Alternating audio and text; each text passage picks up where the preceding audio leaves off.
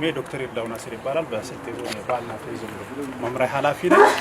የስልጤ ዞንን ያው የተወሰኑ መስህቦችን የጎበኛችሁበት ሁኔታ አለ። ዛሬ ደግሞ የስልጤ ባህል ሙዚየም እየጎበኛችሁ ያላችሁበት ሁኔታ አለ። የስልጤ ማህበረሰብ እንደ ሌሎቹ የኢትዮጵያ ማህበረሰቦች የራሱ ታሪክ፣ ባህል፣ ቋንቋ ያለው ማህበረሰብ ነው። የስልጤ ማህበረሰብ ከዚህ ቀደም ባሉ ኢትዮጵያ ታሪኮች እስላማዊ ሱልጣኔቶችን ከመሰረቱ ማህበረሰቦች አንዱ ማህበረሰብ ነው። ከዚህ መንጻር የራሱ ሆነ ብዙ ታሪካዊ መስህብና ሰው ሰራሽ ነገሮች ያሉት አካባቢ ነው። ከዚህ አንጻር ወደ 142 የሆኑ ሰው ሰራሽና ተፈጥሯዊ የሆኑ መስህቦች አሉ። ዛሬ የሚታዩት አንዱ የስልጤ ባህል ሙዚየም ነው። አባይ ጡፋን አይታችኋል። ያኛው አባይ ጡፋ የስልጤ ውስጥ ካሉ ትልቅ መስህቦች አባይ ጡፋ ሐይቅ የራሱና 1300 ከዛ በላይ የሆነ ሄክታር ያለውና ወደ 9 ሜትር ጥልቀት ያለው አሳዎች የሚወጡበትና የወጣቶች በጀልባ ኪራይና የሰርግ ስነ ስርዓቶች የተለያዩ ነገሮች የሚያከናውኑበት ነው። ቀለማማው ሐይቅ የሚባል አለ። እናንተ አላያችሁትም። ቀለማማው ሐይቅ የሚባል አለ። አርሸይጣን ማለት በስልጥኛ እጣን ጨምር ማለት ነው። እጣን ጨምር ያ ቮልካኒክ ኢረፕሽን ሐይቅ ስለሆነ እጣን ሲጨመር ቦግ እንደሚል ከዚህ ቀደም የነበሩ የስልጤ አባቶች የሚያሳዩበት ሁኔታ አለ። አንድ ሰው ድንጋይ ወርውሮ ወደዛ ያደርሰን። ለምን ርቀቱ ወደ 173 ሜትር ስለሆነ ከሐይቁና ከቆምክበት ያለው ርቀት ማለት ነው። ስለዚህ ይህ ሐይቅ ቀለማማው የሚለው የተለያየ ቀለም የሚያሳይ ስለሆነ ወደፊት ስትመለሱ ምንም በምንም ልታዩት የሚችሉት በጣም የሚያምር ሐይቅ ነው። ሌሎቹ ደግሞ እንስላስ ተራራ የሚባል አለ።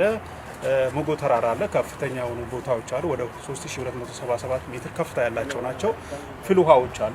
ፍል ውሃ አገልግሎት የሚሰጥባቸው አሉ። የተለያዩ ሰዎች መጥተው ፍል ውሃ የሚጠቀሙበት ሁኔታ አለ። ታሪካዊ የሆኑ ደግሞ መስጊዶች አሉ። ያልከሶ መስጊድ፣ የአጀል መስጊድና ሌሎቹ መስጊዶች ያሉበት ነው።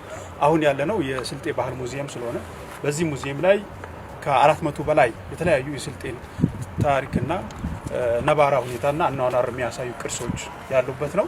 አብዛኞቹ ቅርሶች ዲጂታላይዝ የተደረጉበትና በኮምፒውተር ሲስተም ውስጥ ያሉ ናቸው። ይሄኛው በባህል ማዕከልም ስታዩት እንደዚህ አይነት 5 ጎጆዎች አሉ። እነዚህ 5 ጎጆዎች አንዱ የስልጤን የጎጆ ቤት አሰራርን የሚያሳይ ነው።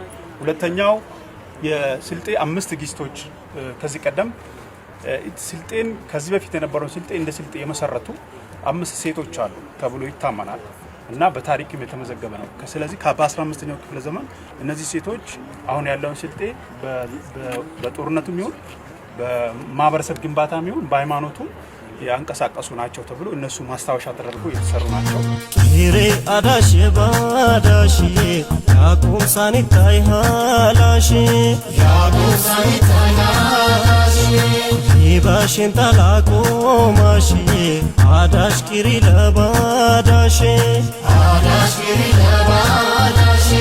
መራርቻሽ ቢሪ ተቀቤንታ መራርቻሃ ተቀባንታ የቆባሚ ገበያምታይ ለሚኛ ጠፍነያናደ ይቄራን ገነማን ያለ ለሚን ጋረኔ ላሞኩያ እኛ ገነማን ያለና አዳይ እኛ በልቅ